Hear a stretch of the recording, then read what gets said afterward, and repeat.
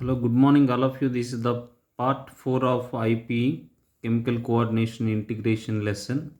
Give an account of secretions of pituitary gland. Pituitary gland is also called as hypophysis. It is located beneath the hypothalamus. Pituitary gland is also called hypophysis. It is located beneath the hypothalamus. Pituitary gland is attached to hypothalamus by a stalk. What do we call the stalk of the pituitary gland by which it is attached to the hypothalamus? That is called infundibulum. And it lies in a bony depression. Pituitary gland lies in a bony depression called sella turcica of sphenoid bone, which is one of the cranial bone. Okay, it is anatomically divided into two parts: anterior pituitary adenohypophysis and posterior pituitary neurohypophysis. Anterior pituitary produces six important protein hormones. What are those hormones? One is growth hormone or somatotrophin. Earlier you learned somatokinin, somatostatin. This is somatotrophin. It is also called somatotrophin. Growth hormone is somatotrophin. It stimulates mostly the cells of the liver to produce ILGF or IGF, insulin like growth factors, not insulin like growth factors by liver. It also acts on the bone, cartilage, muscles as well. They stimulate the cell division in the epiphyseal plate leading to the elongation of the bone.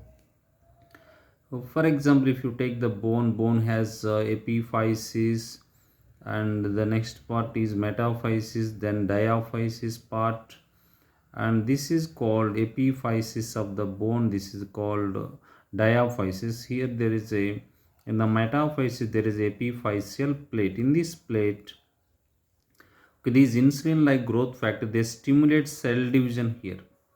Okay, now they stimulate cell division in this part. Therefore, for example, this is the bone length of 5 centimeter.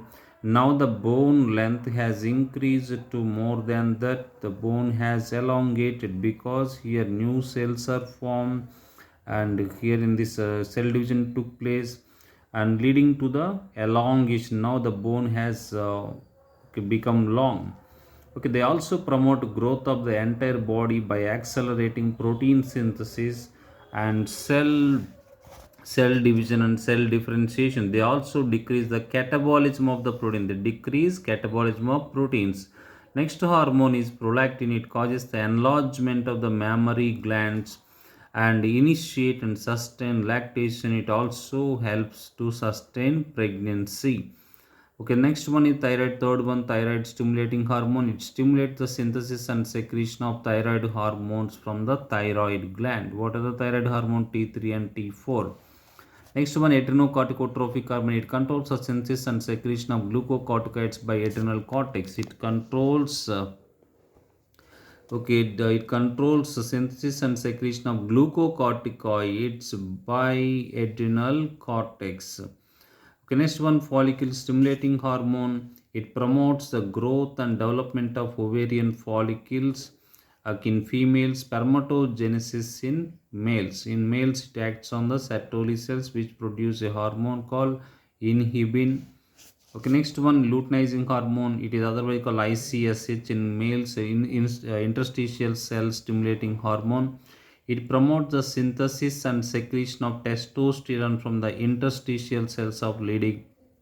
In females, it promotes ovulation, estrogen, and progesterone production. It promotes ovulation, estrogen, progesterone production. Next one hormone is melanocyte stimulating hormone.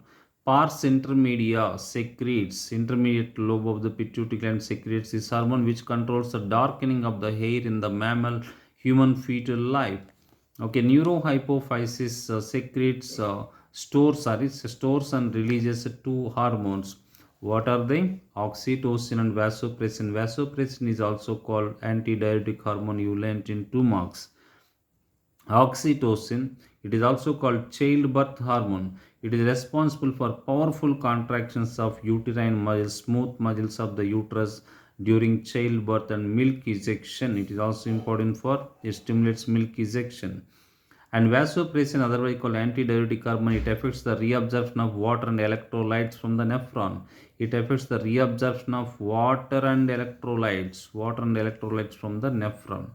Okay, that's about pituitary gland.